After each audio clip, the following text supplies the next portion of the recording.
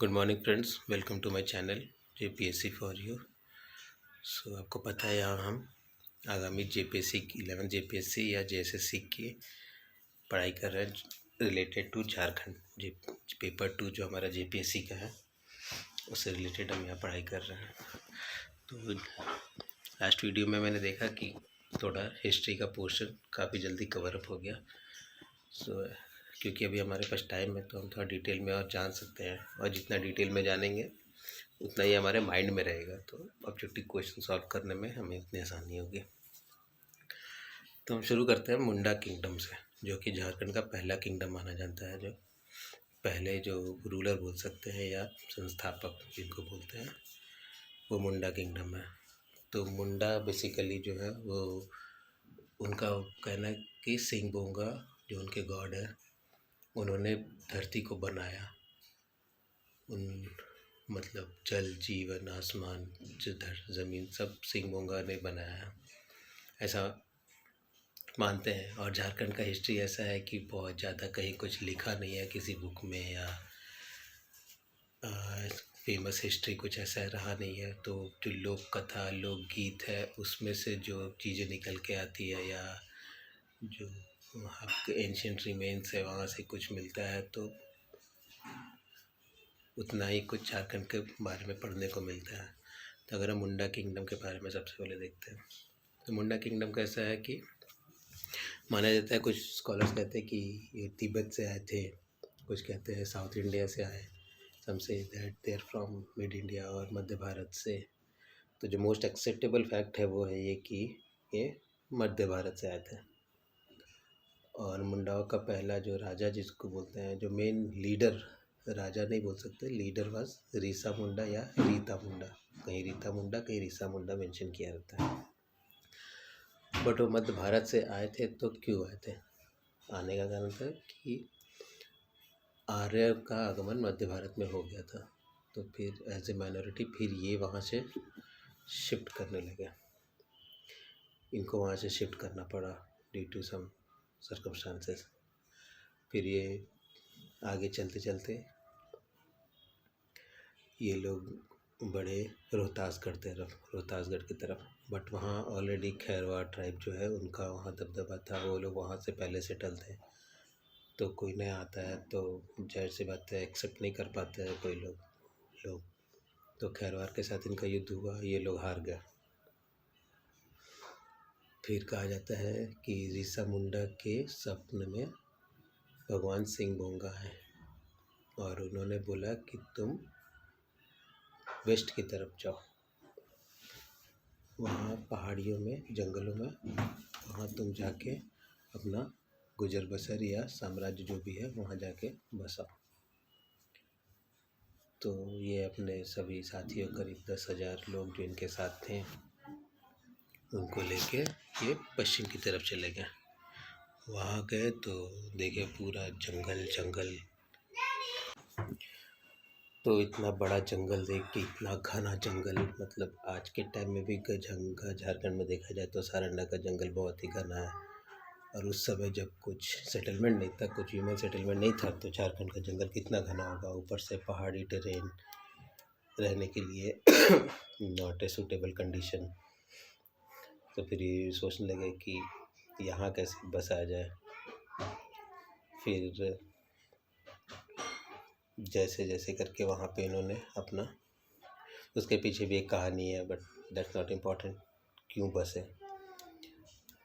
फिर इन्होंने वहाँ पे अपना मतलब पेड़ वेड़ काट के जो भी है रहने के लिए गांव टाइप का बसाना शुरू किया।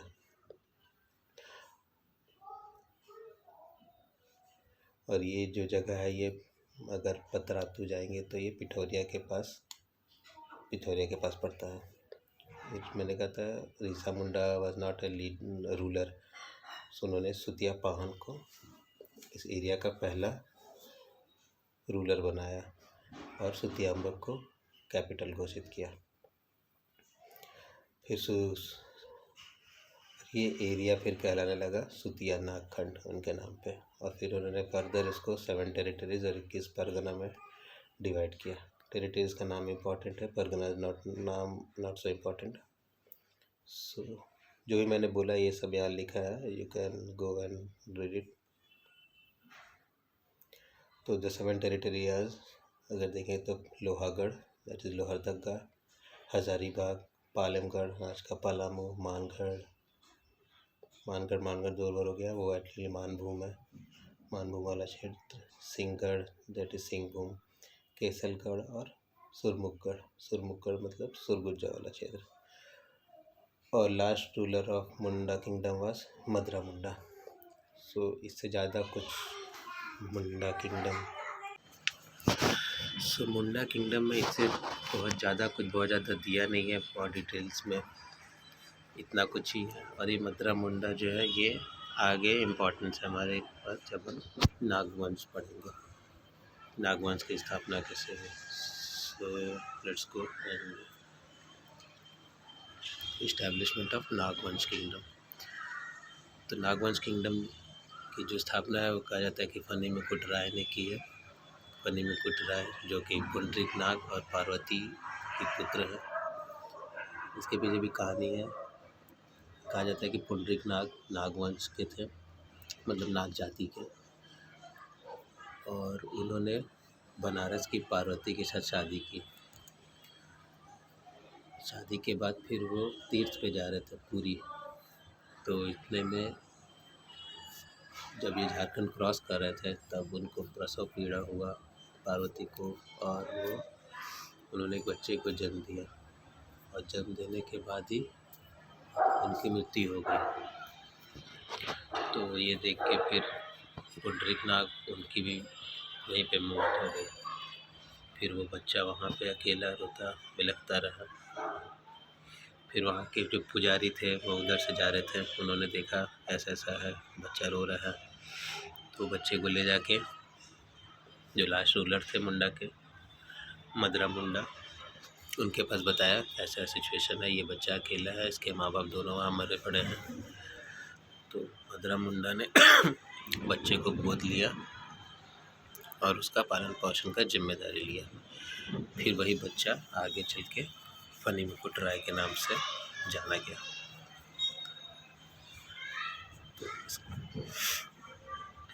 और कहा जाता है birth of Phanimukut Rai said to be in 63 AD। 63 AD में बर्थ, और 83 या 84, तो ये थोड़ा कंफ्यूजिंग है। जो उनका असेंडेड द थ्रोन जो हुआ वो 83 या 84 में हुआ। And this rule lasted up to 177 AD, मतलब 94 ईयर्स। काफ़ी बड़ा साल था, बट यही है लिखा हुआ तो यही पढ़ना पड़ेगा। और उन्होंने कब का अपना कैपिटल भी सुतियाम्बे ही रखा। उनके टाइम पे एक दीवान थे फेमस, दीवान वास भावराय पांडे। फिर फणिमुकुट राय ने सुतियाम्बे में एक सन टेम्पल बनाया, जिनके रिमेन्स अभी भी वहाँ पे आपको मिल सकते हैं, टूटे फूटे जो भी। तो उस समय झारखंड राज्य इतना मतलब फेमस नहीं था कि यहाँ पे लूट अपना साम्राज्य विस्तार का ऐसा कुछ यहाँ चल नहीं रहा था। इसलिए इन्होंने अपने पूरे जीवन काल में सिर्फ एक ही लड़ाई लड़ा, वो भी क्योंझर के साथ, पंचेत के राजा के साथ। पंचेत से इनका मैत्री विवाह मतलब मैरिज जो बोलते हैं रिलेशन था, मैरिजल रिलेशन था इनका पंचेत के राजा के साथ। तो उनके साथ मिलकर इन्होंने क्योंझर से लड़ाई की और वो लड़ाई जीती। तो ये लिखा है इसमें गोत्र।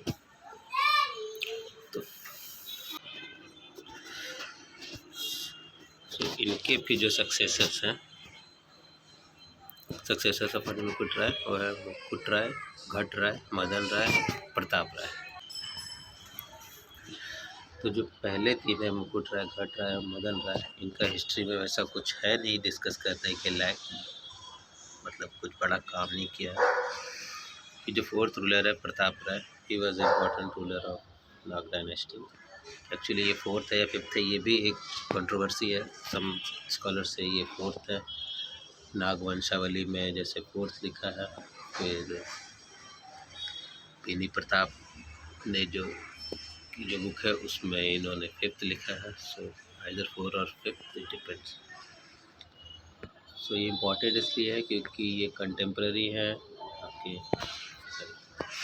समुद्रगुप्त के and has friendly relations with him.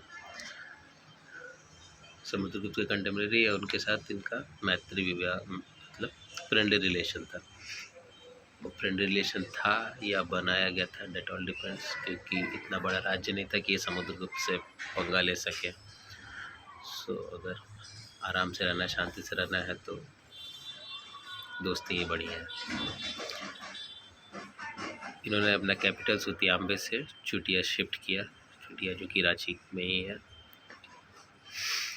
फिर इनका जो जिक्र है झारखंड का, वो समुद्रगुप्त का फ्रेंडली रिलेशन था झारखंड से, वो पता चलता है। उनके जो कोर्ट में राइटर थे हरि सेन, उनकी एक बुक है प्रयाग प्रशस्ति, उसमें आत्विक विजय का जिक्र है। और आत्विक प्रदेश अशोक के 13th रॉक एडिक्ट में भी आत्विक झारखंड को आत्विक प्रदेश लिखा गया है। सो अशोक के बाद ही है समुद्रगुप्त, तो आत्विक प्रदेश अगर झारखंड है तो आत्विक विजय किया है तो वो पर्टिकुलरली झारखंड वाला ही क्षेत्र होगा। तो इससे माना जाता है कि समुद्रगुप्त ने and Pratap Rai are contemporary. फिर फाहिन जो चंद्रगुप्त II विक्रमादित्य के टाइम पे आए थे, उन्होंने भी झारखंड को ऐसे कुक्कुट लाट लिखा।